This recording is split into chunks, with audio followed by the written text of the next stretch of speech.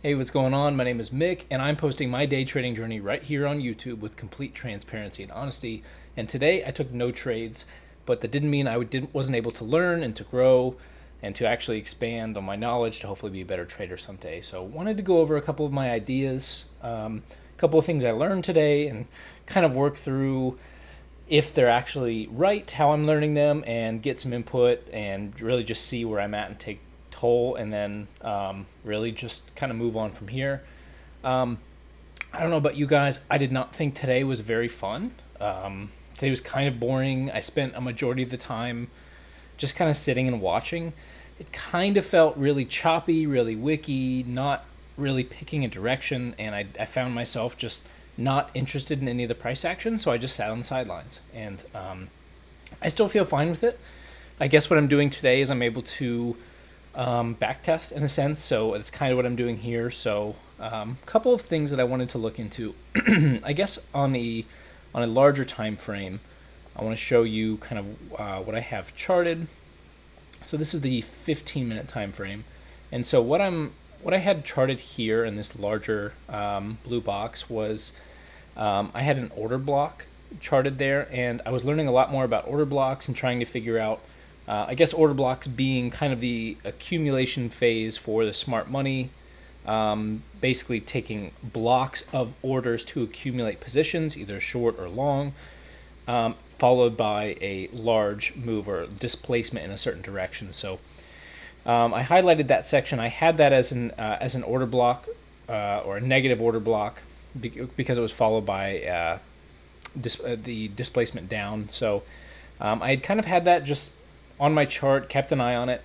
I kind of messed up because I still had it labeled as an order block after Friday's price action right here, which Friday's price action blew right through it. So I guess I just missed that on the chart, and I actually had it left as an order block when what I learned today actually was that as you break through an order block and as it basically fails, I think that's why they call a breaker also a failed order block. So I was able to switch that today to a breaker or a failed order block. And I guess once you break through, then it becomes essentially a support level. And that's kind of, for the big picture, it's kind of what I was looking at today. You can kind of see, if I drew this zone right, you can kind of see how it played in the aftermarket sessions, basically from Friday on. So it kind of created support there. But then we just spent the rest of the day chopping around inside of that breaker block. So we did see a moment, and we'll zoom in here. There was a brief moment. There was a brief moment that we broke below it, which kind of felt like a liquidity grab, but it kind of seemed like that all day today. Just like kind of just slowly grinded down, grabbing liquidity, making a move up, grinding down, and just slowly grinding down, and then this move, at like 2 o'clock today, which who knows? Like, how do you time that? You're all day you're making these just like slow grinds down, not really providing any high quality like setups or entries, and then you have a big move like that at 2 o'clock in the afternoon. Like, how are you supposed to do that? So that was kind of my thoughts so far for the morning. I was also keeping track of my fair value gaps, kind of on a shorter time frame. I wasn't dealing really with anything else, so I basically traded until about noon or like maybe 1 o'clock, and then I just got bored and kind of left the market. But what I was keeping an eye on, a couple of things here. These fair value gaps that were, and this is the 1 minute time frame. This first fair value gap, I wasn't really paying attention here, and I'll be honest with you, we had a contractor in our house this morning and just was not completely locked in for this one. This was basically a pretty perfect pullback. So we did, I didn't have any confluence, didn't have a market structure shift. We didn't have like heavy displacement. But what we did have was we had a fair value, a sizable fair value gap, which in my experience, at least in trending days, they like to tag these. And this is just my recent experience, obviously. They've seemed to tag these before they make a continuation move. So I felt like I missed this entry right here.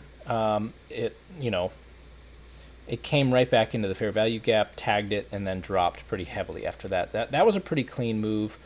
And then this one here, I also invalidated the fair value gap. I know some people invalidate their fair value gaps after they've been traded through. I have yet to figure this out, and that kind of plays in a little later in the afternoon. After the move up, we had another move down, created another fair value gap.